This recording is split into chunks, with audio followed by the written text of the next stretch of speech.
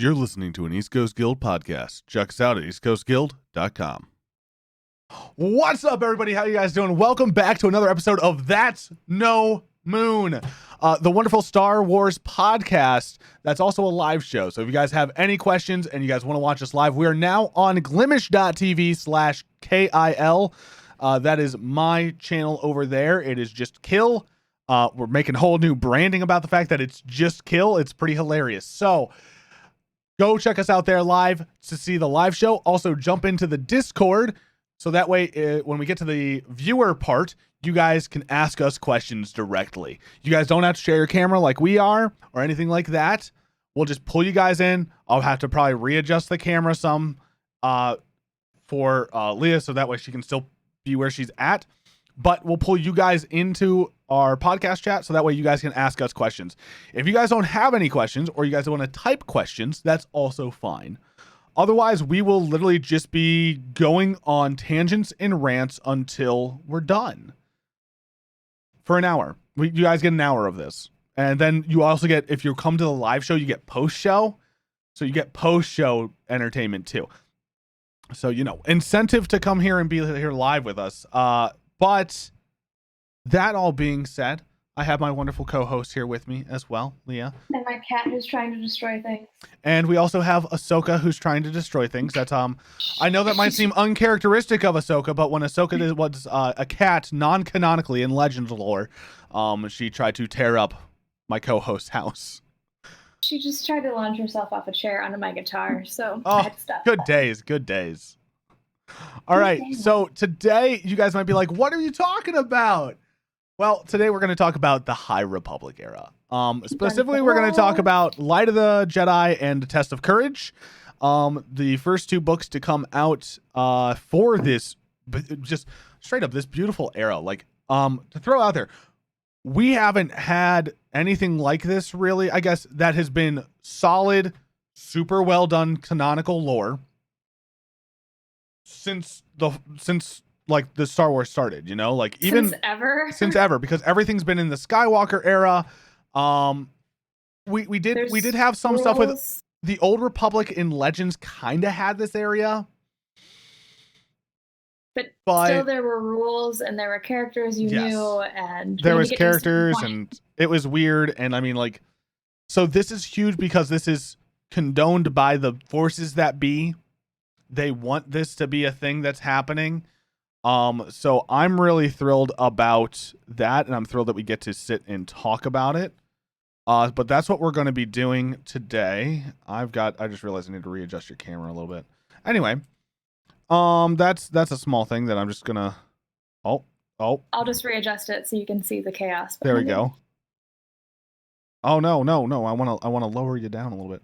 Anyway, go ahead. You got. So where would you like to start today? Should we start with Light of the Jedi? Let's start with Light of the Jedi. That sounds like a perfect spot. And if you guys have not read any of these, yes, there are going to be spoilers. Sorry. We're sorry. That's the thing. That's the way it goes. But if you haven't read any of it at all, hopefully this can inspire you to go and take a look at the content anyway that they're putting out right now, because it's really awesome. Audible is a great tool that, hey, Audible, if you ever want to, sponsor us and give us free credits, I'm not going to say no. Because I definitely use it every day when I'm driving to work. So, and when I go out to drive anywhere, I'm using Audible. So unless I have somebody else in the car, because I don't want to make them listen to what I'm listening to, that's not fair. But all right. So Light of the Jedi takes place a wonderful 200 years before the events of Phantom Menace. Whew! Do they start you off with some heavy stuff? Literally chapter 1. Literally, chapter 1 is about a massive destruction. The Great Disaster, part 1. We just jumped straight into the action. And it was so cool. Like, it was really cool to have that, but I will also say this was one of the, where I loved everything that happened. This was one of the worst ways to ever start a book for me. Because straight up, all of the action was like in that first part. And then like we had so much narrative that we had to catch up on for all these characters, which was necessary, and I loved it. But like it jarred me so hard when I was reading it. And it's like 3 chapters straight of you meet this character, you learn to like them in a couple pages, and then they die. My favorite's still alive. Couple of my favorites are dead. But my all-time favorite from this era so far, he's still alive. Even through everything I've read with Into the Dark, he's still alive because he's not in that book. He's not in that book. I think he's coming back in the Rising Storm. Yeah, which is the June. The coming storm, yeah. June gets another big release. Which is exciting. No, he's not dead yet. I don't think he will die. I don't think he's going to die either. Chat, I don't think he's going to die. I think it's going to be good. So he's kind of the Obi-Wan of this era. And now I know why I love him so much. I'm like sitting here, I'm like, oh man, I really love this guy. I was like, he's just so good. Like, he kind of also has those hits of the Qui-Gon vibes too, though. Yeah, like he's got that like the Jedi as a whole have more Qui-Gon vibes. You're right though. Like there's no discrepancy with that. No. So the book starts off with this great disaster, and the great disaster is this Brime. Is it Brime or Brine? Brine. I thought it was Brine Guild. N, right? Well, the narrator for the book, sometimes he sounds like he's saying Brine or he's saying Brime, and I'm like, which one is it? So the Brine Guild. Yeah. So the Brine Guild has this ship. They basically they're a mix of smugglers and traders and basically like, you know, they're like the truck drivers. Yeah, they're the truck drivers and bus drivers, like everything. For going out to the frontier, which is now the Outer Rim, which is gonna be interesting if they do go back to Old Republic, because the Outer Rim was still traveled during that time, but now it's the frontier, so I wonder how they'll approach that. Yeah.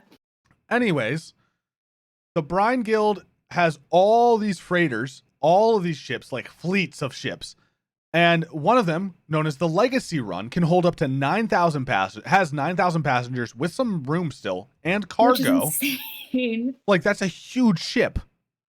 And it's traveling through hyperspace, and as it's traveling through hyperspace, some rock, ship, or something comes into their hyperspace lane. And it explodes. And they dodge around it, but because of the ship's a century old, 100-year-old ship. Because of how old it is, it starts to buckle and it breaks apart. Well, it explodes. Yeah, it explodes and breaks apart in hyperspace, which means anybody that knows anything about explosions and physics, conservation of momentum, and there's no friction in space because like the particles in space are like 1 per cubic foot. This is too much physics for me. Oh, we getting into it. So there's so little friction that nothing's really slowing down. So everything's going just barely sublight. Right? And it all is flying and it attacks the biggest emergencies. So these things are emerging as they slow down a little bit. They emerge from hyperspace. And the emergencies are coming out in the Hetzel system, which is where they found Bacta. Yeah, so I thought that was such an interesting subplot point, was the finding and the curating and the growing of Bacta. Which is also huge because if you play any of the Old Republic games, right? If you play the MMORPG, guess what?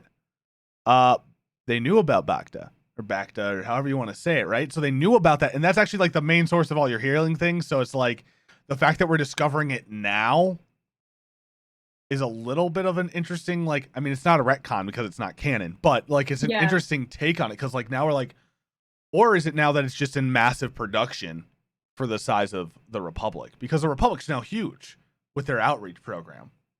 Yes. By the way, the counselor is running an outreach program. Yes, one of her many great works. I actually have huge hopes for this chancellor. Like, this is like the only chancellor that I've been like, I like you.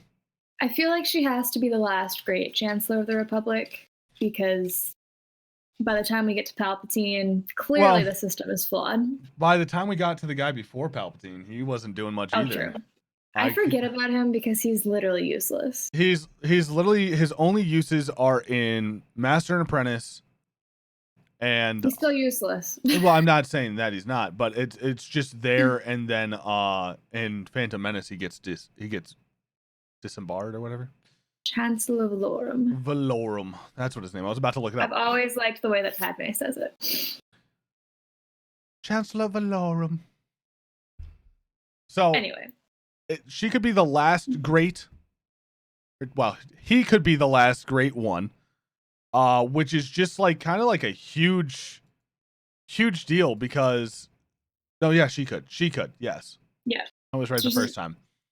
Her other great work that's mentioned is her Starlight Beacon. Yep. Which is where we meet the Jedi of this era. And going everything. To this christening ceremony. Yeah, everything that happens is because they're on the way to this christening ceremony, which is also where Into the Dark takes place, is before this. And it's funny because all three of these books that have come out are happening not necessarily before or after each other. They're happening alongside each other. They're all happening concurrently. Which is pretty cool. It's so cool, but I remember opening up my second favorite Jedi that does die. I remember opening up Into the Dark and going, "Oh no." Yeah. So you get some hints of what's coming. You get some hints because you know things that are going on. So make sure that if you guys are going to go in reading order, Light of the Jedi, Test of Courage, Into the Dark. Yeah. Otherwise, things gonna be hurting some. Things gonna be hurting anyway, but things gonna be hurting some. Yeah. They're, like I said, they're all concurrent, but that is the correct order in which to read them without having things ruined for you. Yes. So the Jedi arrive at the Hetzel system because they get some transmissions from the people in the Hetzel system being like, "Oh my God, everything's gonna go bad. We have to do a 3 hours till impact. We have 3 hours till impact. We need a system-wide evacuation because these things are moving like." It was like, "Oh, hey, what's that moving towards us?" Sends out the warning, and the radar place was gone. Like the satellite station that they had was obliterated by one of the emergencies. I felt so bad for them. They were just vibing at work one day and goofing off, and then it was like, goodbye. It's like, we're just vibing, having a good time at work, and then it's like, "Oh, what's going on?" Yeah, pretty much. So it was huge to see all of that going on and happening. And so the Jedi come in and you get to meet Bell Zettifar, Indira Stokes, Porter Engel, Stellan Gios, Avar Kriss, Elzar Mann, Skier, Nib Asek, Buryaga, Aga Buri. Love Buryaga. "Hey, this is my man Buri. He saved all your lives." Wookiee Jedi, who would have thought? Wookiee Jedi, I love it. Vernestra Rowe, Imri. Also my favorite. Imri Kintaros. My favorite, by the way, is hasn't been mentioned yet. Yarel Poof. And then my favorite is God dang it, Loden Greatstorm. A Twi'lek Jedi. Love him. Not a huge fan generally of the Twi'leks, but Me neither. Those are the people that those are a lot of the Jedi that are around the Starlight Beacon. Those are actually some big ones, like Buryaga and his master, super duper important because Buryaga is so ingrained, because everybody sees the Force differently. Avar Kriss sees it as music. Elzar Mann sees it as an ocean with waves. That he's like, "I can always swim deeper. I can always swim deeper."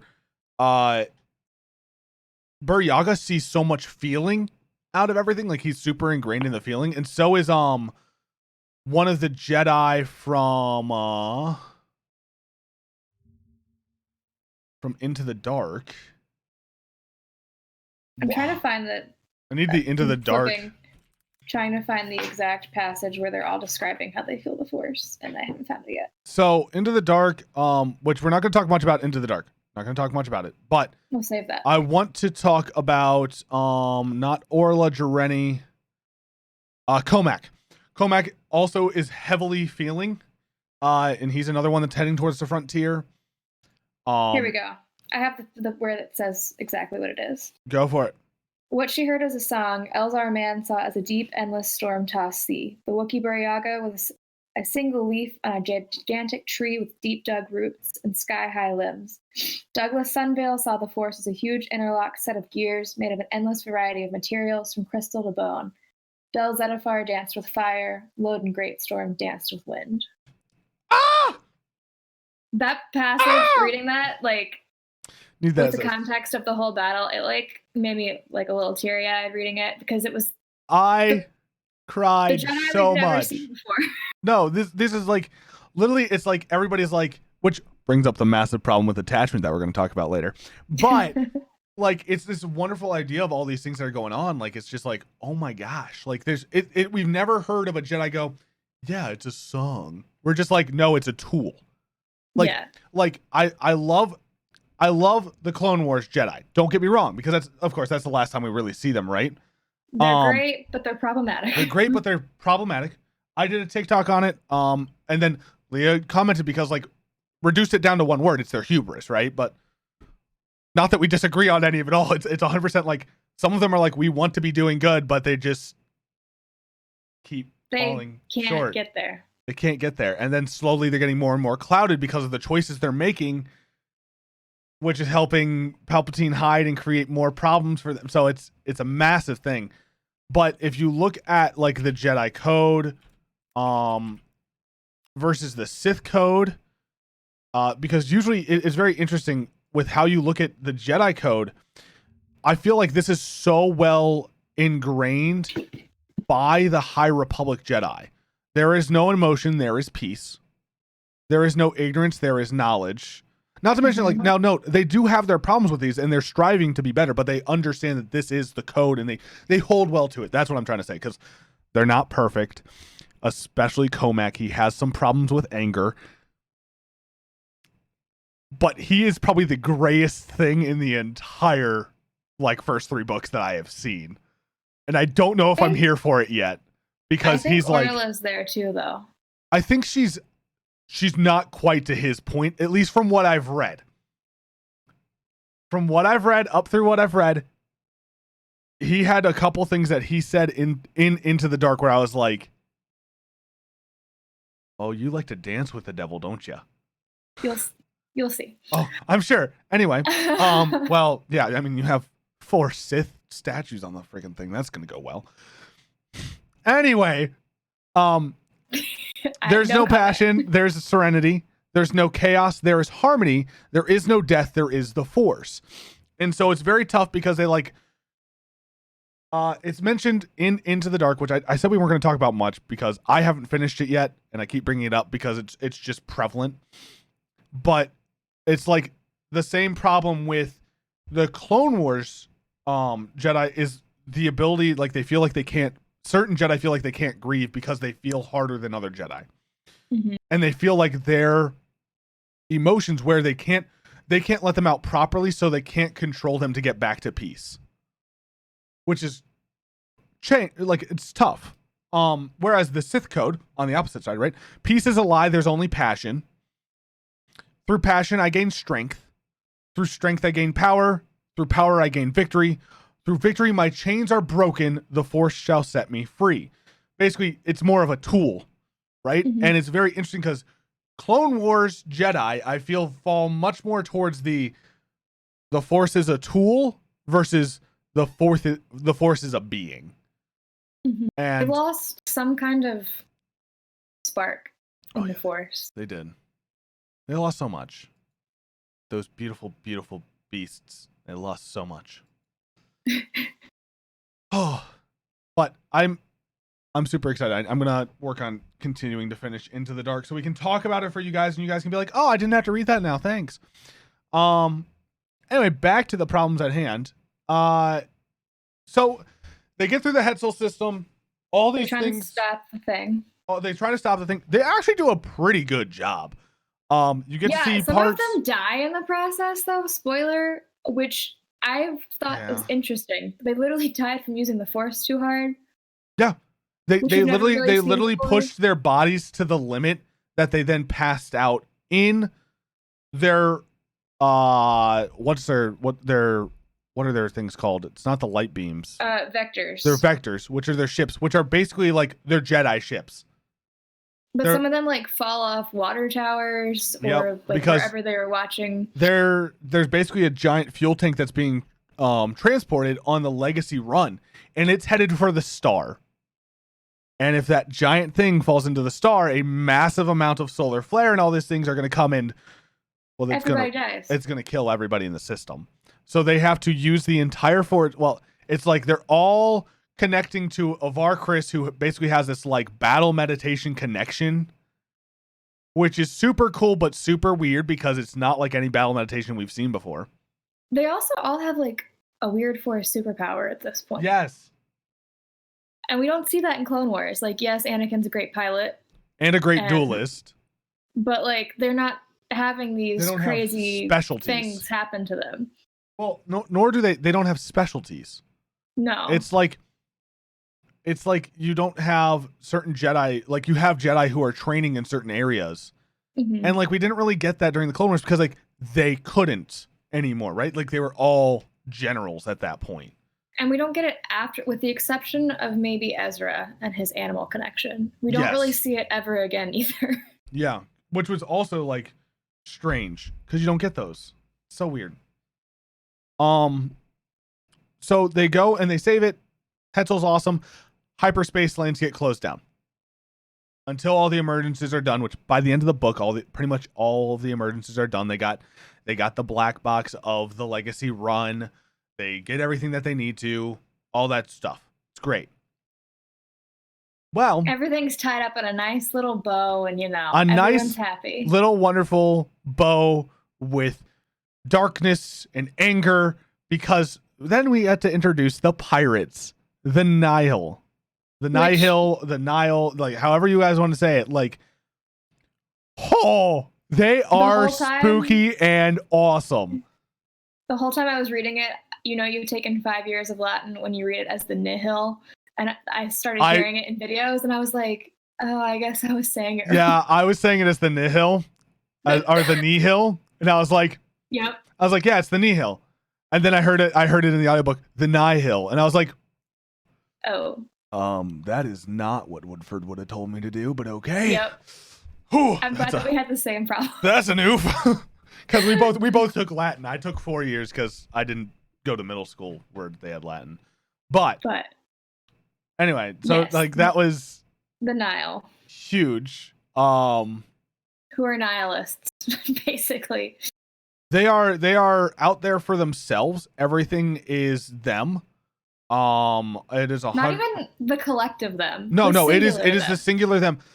Except for the fact that the big bad guy, the BBG, which his name is Marcion Rowe, right?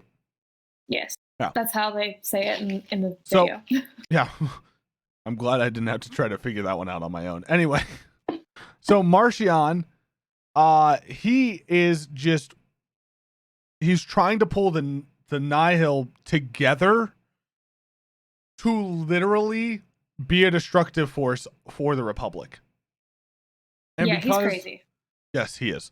And because like it's pretty insane. He has it set up. Which by the way, No Space was super cool. Like the Great Hall of the Nihil in No Space. That was neat. Someone I saw equated them to the bad guys in Mad Max Fury Road, and that's pretty much what I picture now. They're like space. It's Fury space Road. Mad Max. Yeah. They've got little masks. They've got like their hideout. They have their voice modulators, so you can't know who they are. Basically, they knock you out with gas. They knock you out or kill you with gas, so they don't like. And they're super brutal. They kill everyone and destroy everything. And they have to hold up to each other because they have this thing called the Rule of Three. Now, there's 3 Tempests, and there's the Tempest Runners, the people that run them. There's Pan Ada, Kasav, Maliko, and Lorna D. Lorna D. God, Lorna D. I hate her so much. She's so crazy. So you have those three, and they each run their Tempest, and their Tempest is then run by Storms, Strikes, and Clouds, or something. Yes, yeah, sounds right. something like that. So they each have those jobs. Now they have to basically get approval from Marchion Ro, who has these things called the Paths. It's basically he took a drugged, jacked up version of one of the people who helped discover hyperspace. Like, she's like 115 or something ridiculous. Grandma Santeca over here is like blessed with the power of third sight, which if you don't know what third sight is, it is from the Chiss. It is their force sensitive children. They can do that so they can navigate through the chaos, which the chaos is everything that is outside of the observable universe. It's the between galaxies. And so it's like where Exegol is. Exegol is in the chaos. So she can map these paths out, and they have a special engine that can go straight through these paths. And I really want to learn more about Marchion's past, by the way. I really want to know where he's from and much more about him. Anyway. I want to ask his dad, because that's right. There's something there that is there are some daddy issues. Yes. I don't know in what way yet. Other than maybe, part of it's his dad got murdered, and he also sent that guy to get killed. I mean, he kind of deserved it. There was a lot going on with Qasim. Poor dude deserved everything that happened to him, but dang, what a way to go. So Marchion has these paths. He distributes them out to the Tempest, and he's known as the Eye of the Nihil because he can see the paths. And so they have all this stuff going on. And he basically is like, look, I'm not giving you guys any paths. We don't want to pull any Jedi attention over to us because, we have to kind of boil it down a little bit. But in reality, which here's the kicker, I'm throwing it in. This is what happened at the very end of the book. You don't want any spoilers. You have 2 seconds to pause before I get into it. Man, Marchion, the man freaking planned this entire thing like freaking evil Sherlock Holmes. He's like Palpatine level planning. Like he's almost Thrawn level planning. Like, yeah. He took one of their ships and put the path to go through the hyperspace lane during the Legacy runs, like, path to cause the wreck, to cause the emergencies, to bring the Jedi so he could capture a Jedi, Horde Load and Greatstorm, take their lightsaber, it's yellow, by the way, and a lot of them are yellow. I know, it's so wonderful. I love it. I hope that they sit down and go through more of the process, because like I've done 2 videos on TikTok about kyber crystals, and it's like I'd like to be able to give better answer than they just create a bond with you and kind of choose what color you're going to have. That's kind of it. That is kind of it right now, and I'd like to have more than that. But freaking was just like, he then takes the lightsaber and puts it in a gun. Yeah. Well, also the Vectors have kyber crystal weapons. Yeah. They work off of putting your lightsaber in, which ensures that only a Jedi can use it, because you have to have a lightsaber to use it. Which is so cool, and the Clone Wars would have been over so much faster if they had kept that tech. But because those things were so bare bone that they literally the Force had to guide you. But I just don't think that the Clone Wars Jedi relied on the Force as much as they needed to.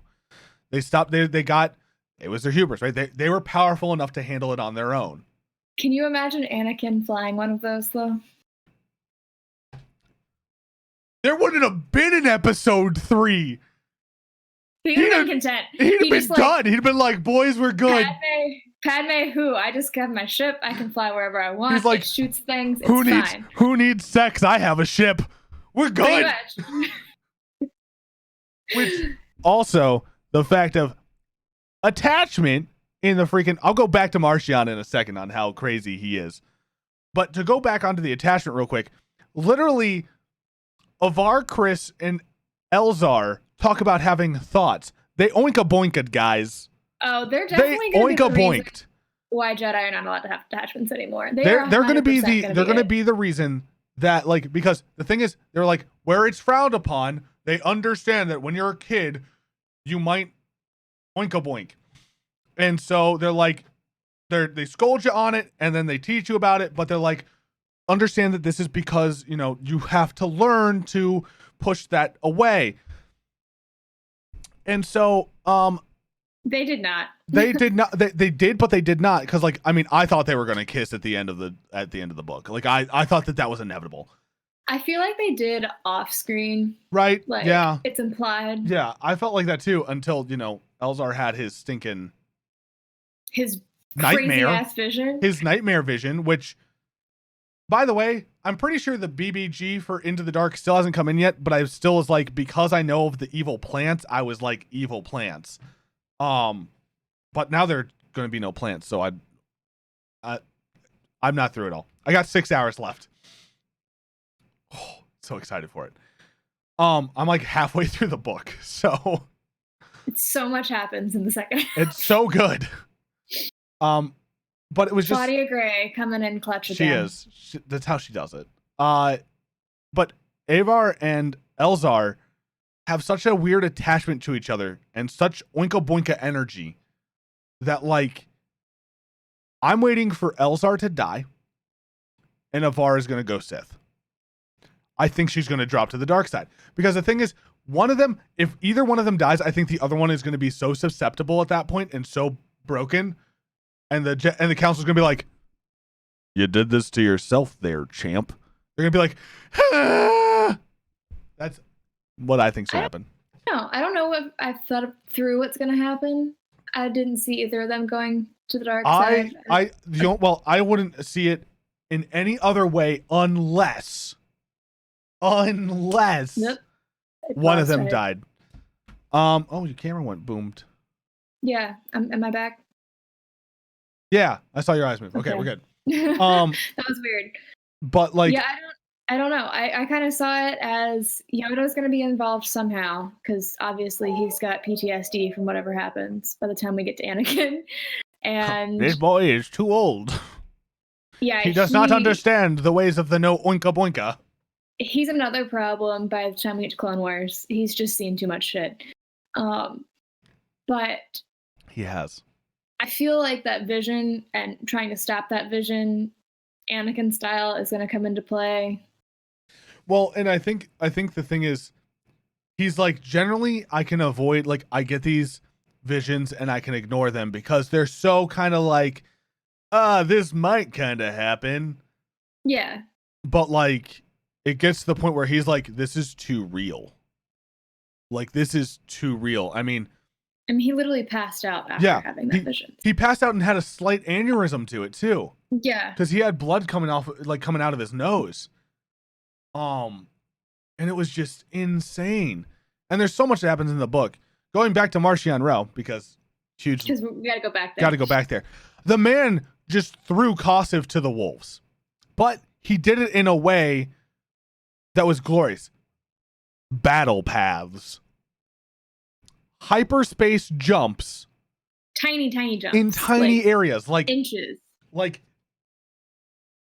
miles away. It's like I teleport from here to the store, which is 10-minute drive in an instant. In space.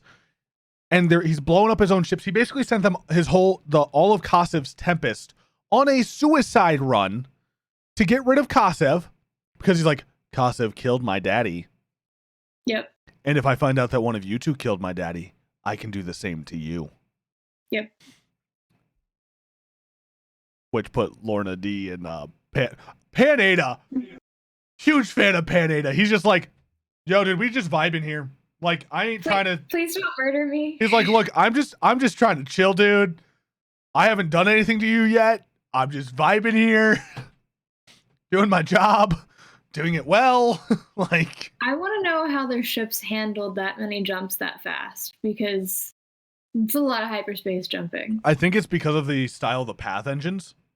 because those aren't our normal double helix hyperdrive engines, right? Like those aren't those like, I don't want to say it because I'm not far enough and it keeps bringing me back to Into the Dark, but like those style of engines, like so there's a double helix engine, and then I'm sure they have other types as well, but those engines just are built in a way that it's like sustained long distance travel, where the path engines, they kind of seem to be very like quick in, quick out, get us back and forth as quickly as possible. So they're not like elongated. I'm going from the outer core to the inner core. Like I'm not going from Tatooine to Coruscant here. I'm going from, I'm going from a system to a system over. And then I'm going back into uncharted space where they can't find me. I'm going back into the chaos. So it's like I'm dipping in and out really quick versus it's like at a beach, right? It's like the shark is attacking the shallow water, but it's not going to the coffee shop. So I mean, it could if it was mutated, but that's a different. You're right. Argument. That's a different problem, but it's the same. That's the premise that I kind of feel like the path engines is like they have, not that they're stuck in their area, but they move only within these certain realms that are very close to each other. Okay, that makes sense. But that's just me. Water break. Coffee. I'm still drinking my coffee from this morning. Mine's gone. Yeah, see. That's the nice thing about having like the thermos. Like I drink coffee for like 4 hours, and it's just I don't know. And maybe it's because I don't love it fully enough that I don't chug it. No, it's gone in like 5 minutes. So, anyway, that's Light of the Jedi in half an hour. Yeah, roughly. There's a lot more that happens. A lot more characters. A lot of so cool much things. I didn't even really get to talk about it, but Loading Greatstorm's amazing. The stuff that he does with his apprentice, which is Bell Zettifar.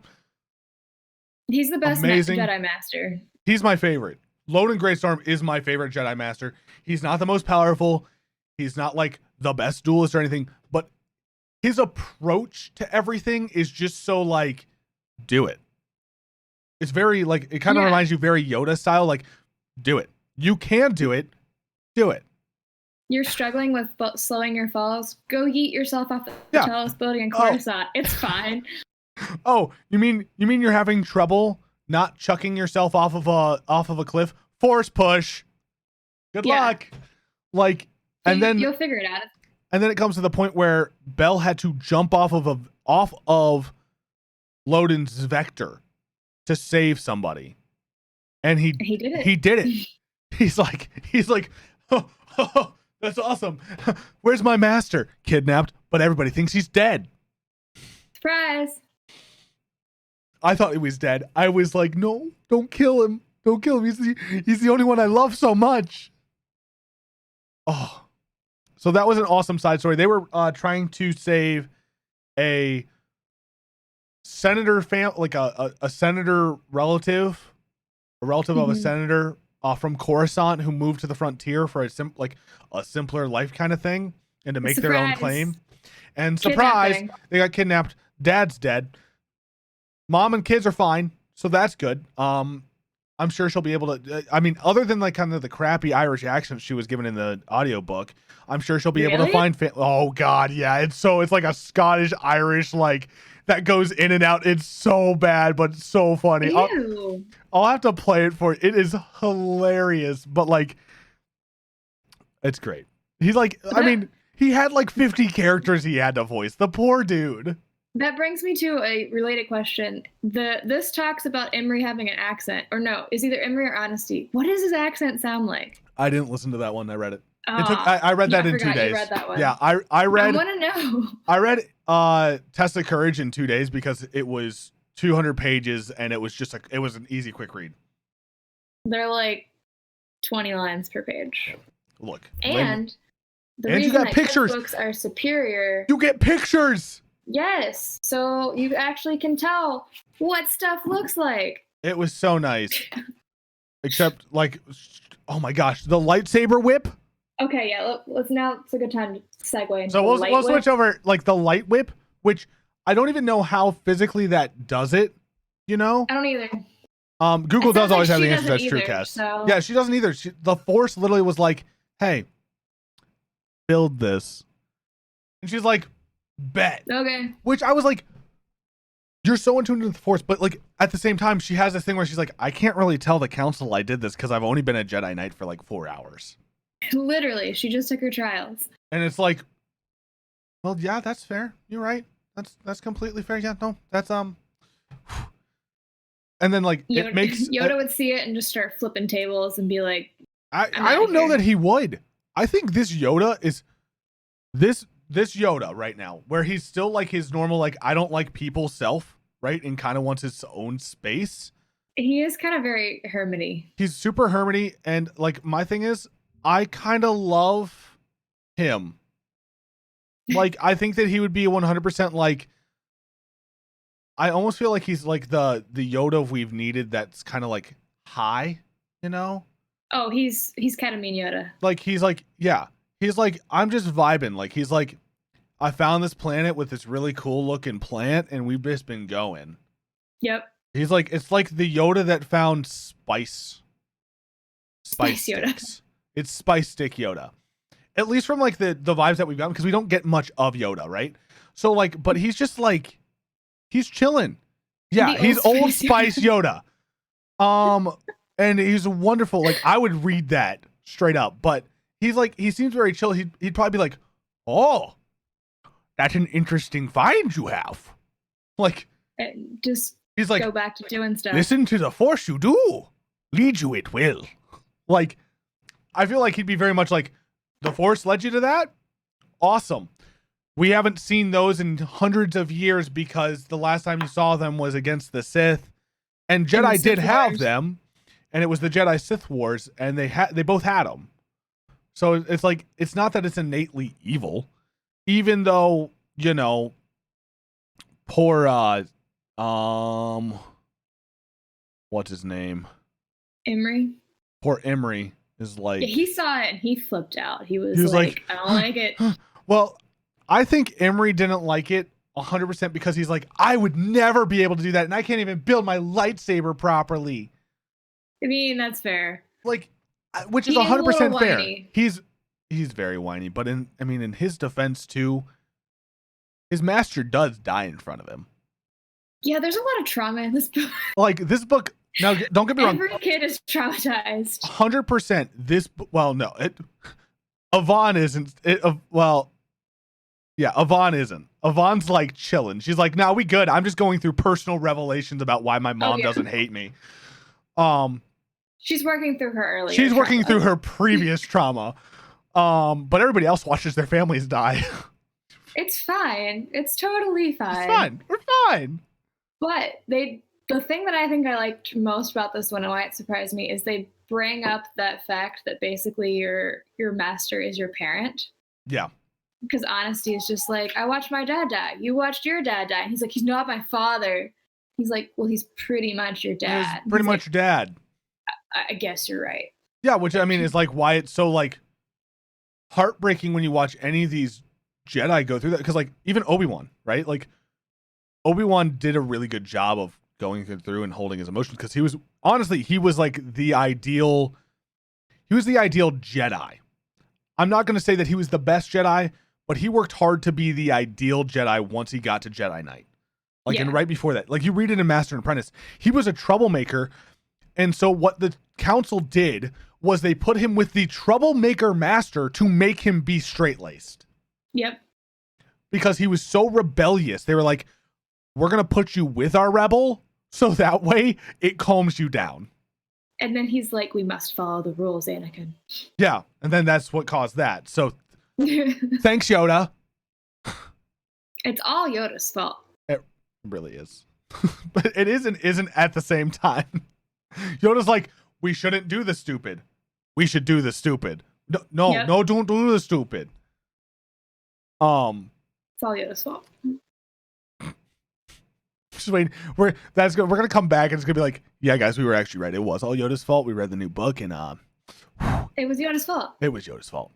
But it was, and Test of Courage was really good. It was not a book meant for me. I will No, it's 100% definitely meant for, agree. like, 10-year-olds. It was meant for somebody that's in like middle school, maybe 5th grade, like, 10 to 13, like 100% was.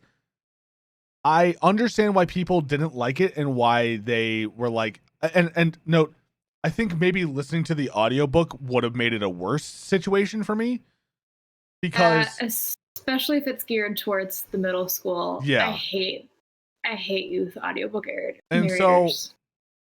So the guys that I listen to on the podcast, I listen to Star Wars and Scotch. Wonderful podcast. If you guys get the chance, go listen to it. Love it, by the guys from Rare Drop. They were like, we couldn't do it. We hated the book, and they listen only on Audible. Yeah, you got to read it. So I'm like, I think that one, if you just read it, you're like, okay, I don't like or connect with it, but it's a short enough read that I can just go through, And it's refreshing from after reading this dense monstrosity of Yeah, pages. it was definitely a nice turn of page. It was a nice turn of page. Puns. Yes. It's like you can breathe. Yeah. You don't have to like analyze it at all because it's a kid's book and it lays out the lesson for you. And it was just super chill. It was good to read. Well, I mean, it wasn't chill. It was actually incredibly insane. It's really, have you seen, I'll have to find it and send it to you after this. There's a video that Justina Ireland, the author, retweeted of this 8-year-old kid reviewing this book. And he's like, so this book, I have a high intensity level and I like reading intense books, but this one was really intense. And I think it might be better for a 10-year-old and I'm only 8. Meanwhile, the 28-year-olds are like, man, that stuff was heavy. We're like, do you guys need counseling? Look, I'm an educator. I understand the world's tough. We're here for you. Like, I just want to I finished it. I'm like, are there any 13-year-olds I can go give a hug to right now? That's not going to be weird. Cause you're going through a lot, kid. And I'm here for you, Yeah. But it was a great way to talk about dealing with trauma and how to go through it. Yeah. I liked it in that aspect. And of course, here's the other thing. We read it so you guys don't have to. If you guys have questions about it, we'll answer it. I think that's also going to be one of the big factors of the podcast that's going to make it nice is we're going to try to read as much as we can. I've got all these to read this year. So. Leah's going to do a way lot better than I will because I don't read fast. But I will listen to things on Audible, and I'm waiting until my Audible month ends so I can move to it being through Amazon instead of Apple, because then I can actually have access to my Prime on it too. Weird stuff. But then once I do that, I'll be able to start listening to more books and stuff like that too. So I listen when I'm driving, when I go work out and stuff like that, which is nice. Maybe Kes. Maybe I'll read. Maybe one day we'll just maybe I'll do that for stream sometime outside. I'll just be like, okay, guys, now time for me to read to you. Story time with Kill. And it was awesome. I still liked it. By the way, we're going to keep talking for a little bit, but we're also going to start transitioning into we have so much more we could probably go on about. Probably. But this is just a general overview synopsis of everything that's going on in the High Republic so far. And so we want to let you guys know, if you guys have questions or anything like that, jump into the Discord right now. Jump into Discord. We will pull you guys in if you guys have questions. We have in my thing, it's called Podcast Waiting Room. Sit in the podcast waiting room. We will pull you on in. And it might mess up Leah's face and where it is on the screen, but we'll live with it. It'll be fine. And we'll pull you guys in so that way we can talk to you guys if you guys have any questions. And if you guys don't, we're going to keep rambling. So I'll keep going back and forth checking the Discord to see if you guys actually end up having any questions for us. Because we would love to sit there and talk to you guys about any of these things that are going on or that you guys might have questions on. So, all right. Post the link to my Discord.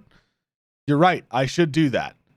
While I'm doing that, Leah, do you have anything else that you'd like to talk about real quick? I have this theory that I found about the Wayseeker Jedi, which I'm very interested to know more about what Wayseeker Jedis are. So they don't really explain it in Into the Dark, but you meet Orla, who is a Wayseeker in training. Basically sounds like you get to be a Jedi as long as you don't mess up and do anything stupid without the council telling you what you can and can't do. It feels And so very gray. Someone pointed out in this Canon Challenge Discord server that I'm on, if it'll open, that so Orla has a double-bladed lightsaber, and she calls herself a Force Wayseeker. Ahsoka also has double white blades too, and she's no longer a Jedi. So she's what used to be called a gray Jedi, but that's no longer canon.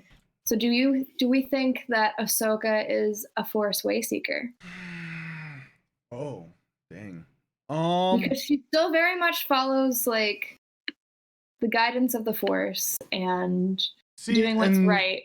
And that's the thing. So I was listening to Darth Chaco talk about this on TikTok. Which if you guys don't, follow Darth Chaco. He has no idea who I am, so don't tell him that I sent you.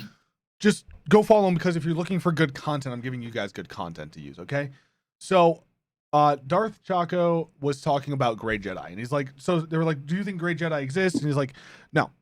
He's like, Grey Jedi don't exist. I feel differently about it, because I like the Grey Jedi. I like the idea of the Grey Jedi, but I also can see the problem with Grey Jedi as a not like as an idea, because they skip the line, right? And so this is actually something I wanted to bring up to you as a speculation that I want to talk about later. I really want to talk about, can you follow the Sith code and be considered a light side? As in, like, so if we take it out, so Jedi and Sith have always been synonymous with light and dark side. Mm-hmm. If we rip that away, so there's two different things, right? There's the light side and the dark side, and then there's the Sith and the Jedi. Could there be, we have seen in canon Jedi who are fairly dark side, right? They're evil, right? Like, so this is like our lawful from D&D, and this lawful to chaotic, and this is our good to evil, right? So where true neutral would be a Grey Jedi. We have a Sith that is on a good Sith? And so I want to talk about that speculation at some point in time later, because it's a great question. George Lucas would say no, 100% no, but that's not the point of the speculation channel, right? That's not the point of a speculation podcast. I think Dave Filoni would say yes. I think that Dave Filoni might say yes, right?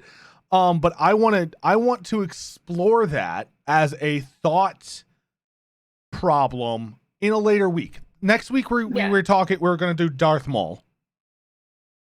Unless that changes. We wanted to talk Darth Maul because I posed a question the other day and I was so happy that I got agreed with.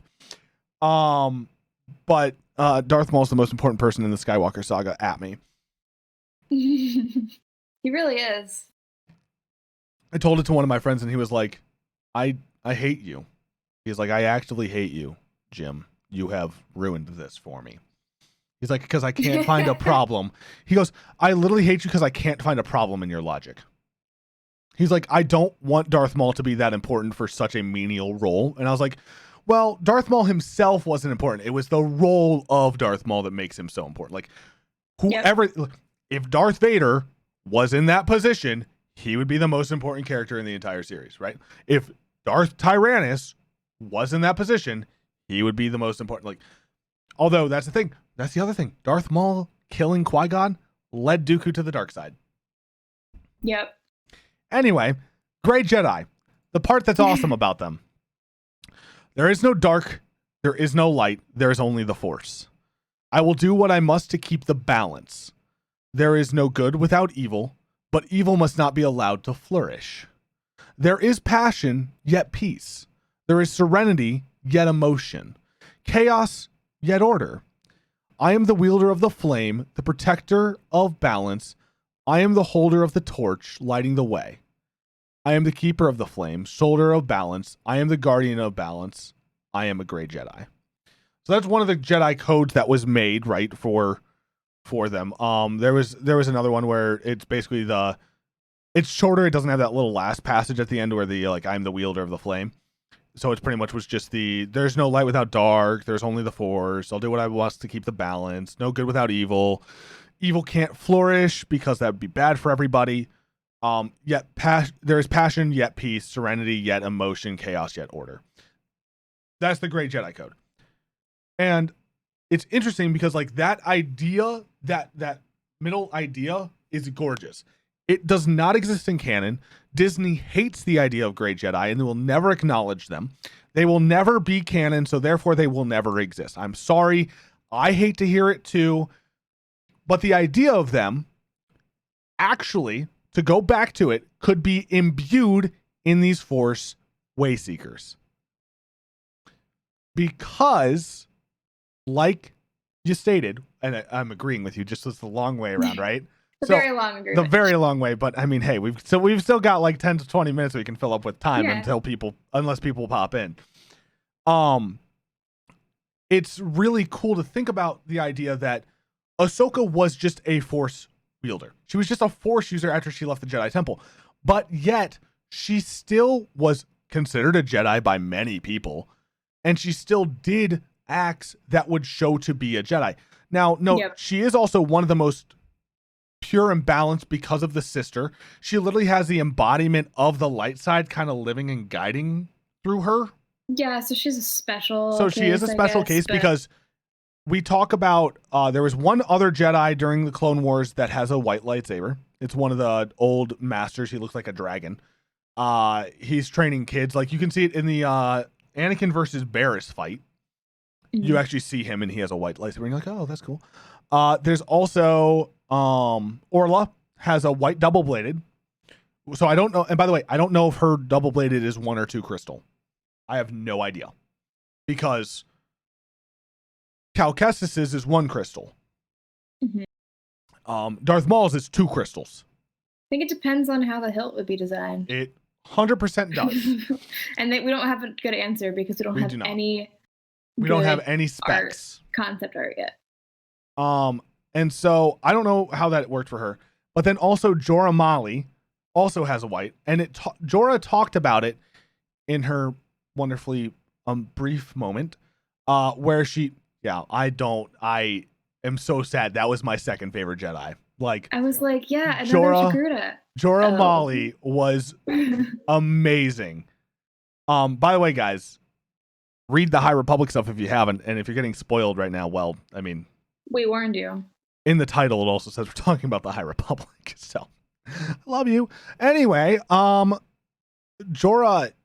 talks about the fact that she sat down and did an ancient Jedi purification ritual to get so you bleed crystals, and I'm going to do a TikTok on this too because I've said for like 4 days I keep mentioning bleeding a kyber crystal, and everybody's like, "What is bleeding a kyber crystal?" Well, nobody said it, but I'm like, I need to explain it at some point. Bleeding a blood kyber crystal is how the Sith get red kyber crystals. They basically put all of their anger and hate into the crystal and force their will upon the crystal, breaking it. Like they corrupt the crystal. They break it down into nothingness and build it back up. Just like they themselves were broken to nothingness and built back up by the dark side of the Force. It's very symbolic and very disgusting, and I kind of hate it. So, through that idea, you can also go and you can heal. Just like how Luke healed his dad, right? He's like, oh, no, there's good in you. I know there is. I have hope. And it brings his dad back. It brings Vader back at the end of episode 6. There's also that same idea for these crystals. So they have some type of ancient ritual that they sit down and they're like, let's heal them. Don't know how. We don't know anything about it. And they do it. Kind of said charge butt. Yeah, it's kind of, yeah, they kind of charge it. It's weird. Anyway, so, they basically sit down and they do this ritual, and she did it just as a fun experiment. She was like, oh, it would be fun to just wipe some evil off the face of the galaxy, which is why I love her so much. Like, anyway, so she just does that. She wipes clean these kyber crystals, and then it created such a massive bond with the kyber crystal that she's like, yeah, I wasn't planning on using them as my crystals, but now I can't see using anything but it as my crystal because these crystals are living. Which, by the way, hyper crystals are living, right? They're living crystals, just like geode is a living rock. Love geodes so much. I would love way more like I'd love to be like, so I saw geode move today just to prove that he is alive and somebody's not playing a massive prank. Again, I'm only halfway through the book. So, you have I'm not gonna say anything. Please don't. So we have these living crystals that have midichlorians in them because they're force sensitive, which then made me go, and I said this in the TikTok, and I didn't screw up by saying it. I legitimately went, wait, so the crystals have mitochondria? Because I always connect my midichlorians to mitochondria, right? Like that's just like the connection kind of thing that my brain goes because of microbiology. They're the powerhouse of the Jedi. They're the powerhouse of the Jedi. Oh my God. I need fan art of like a mitochondria, but it just says the powerhouse of the Jedi now. Like that would be top tier. Anyway, so I was like, oh my gosh, these crystals have mitochondria, which means like I was basically trying to say they have cells in them, like that basically hold these things. Because the only way we've ever been able to understand, like you can't give somebody midichlorians. That's why there's so many failed clones for like in the sequel trilogy. And the Mandalorian. And the Mandalorian. The abandoned warehouse. Yes. Which is what, so in that era, there's so many of those failed things because of you can't imbue something with it easily. Because otherwise everybody that's non-force sensitive would be like, hey, can I borrow your blood? It's like a blood transfusion. Like I can't, if you're not A positive, I'm A positive. If you're not, so, you know, guys, if you guys need to drug me up and take my blood down, now you know. But if you're not A positive, my blood is useless to you. It will not help you. And so having midichlorians in your system is like basically having blood that is not compatible for you.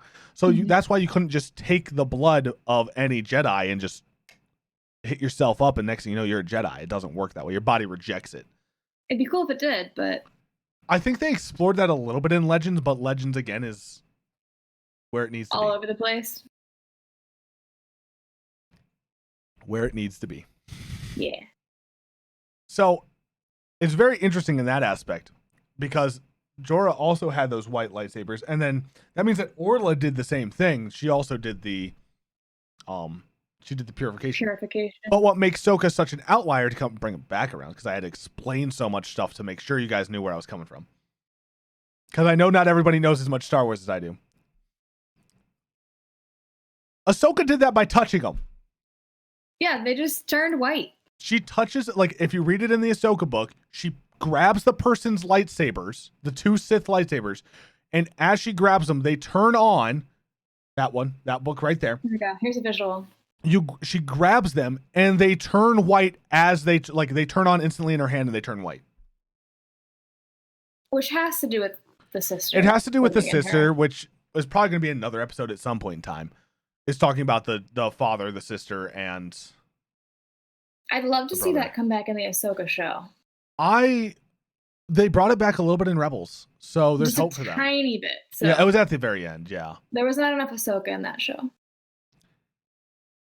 I agree and disagree because it wasn't her story. Yeah, but it also wasn't just like Obi-Wan's story either, and he got the best arc in the whole show. Who? Obi-Wan. Oh, and Maul. Yeah, that was yeah, he did. That's fair. It's Bendu didn't get a good arc. Poor Bendu. Poor Bendu. He's like, why did you bring war to my world? And then they just left him there. Yeah, I mean, I would have. He didn't want to be friends with me no more.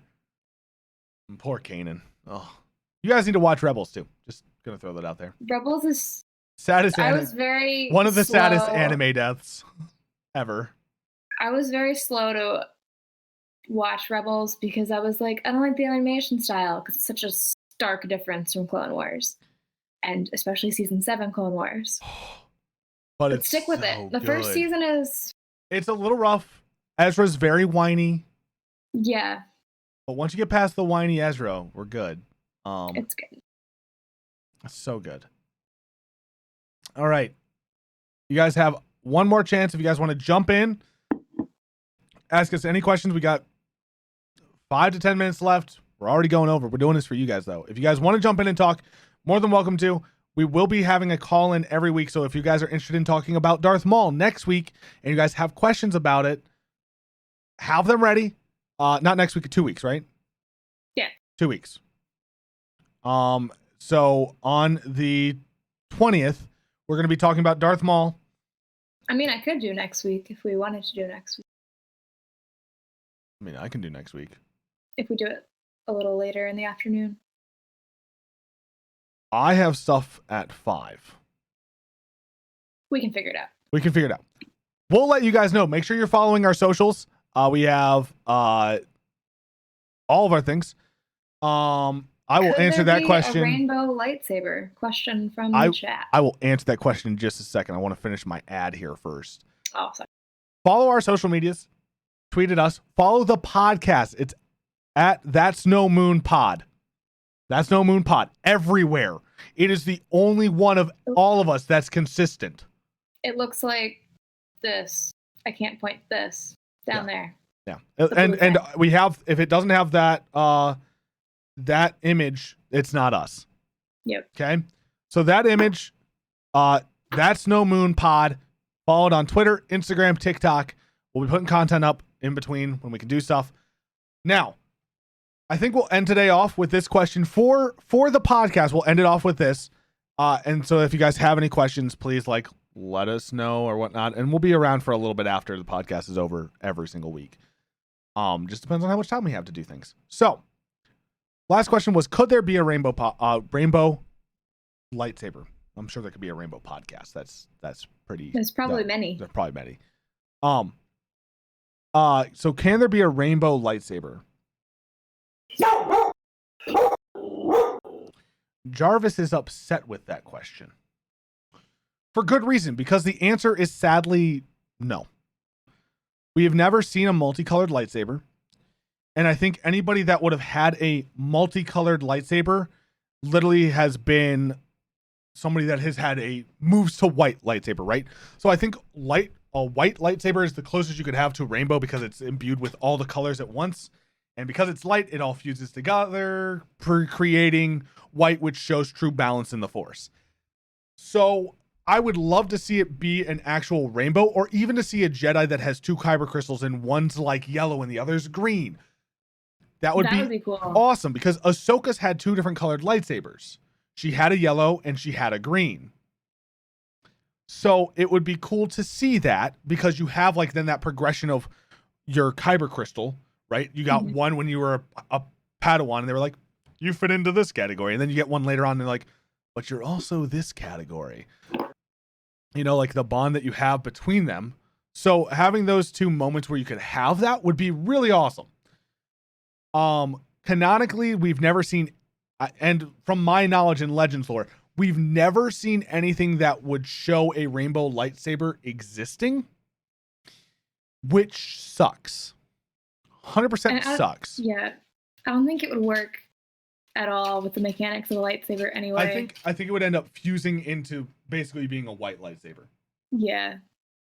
Because you couldn't have that many kyber crystals. No. Anyway, your camera broke again. Oh, nope, it's back. You're good. Sweet. It froze for a second.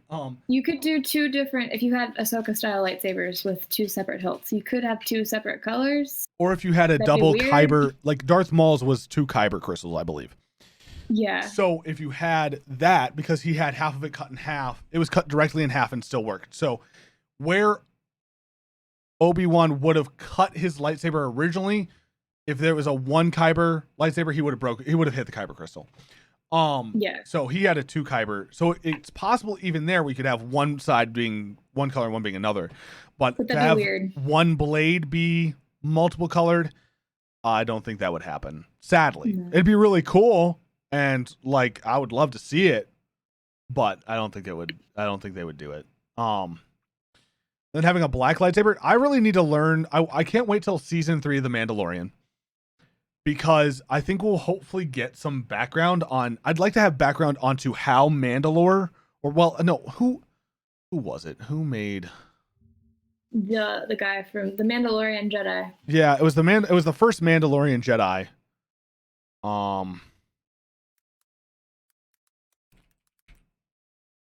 But whom? I don't know his name off the top of my head.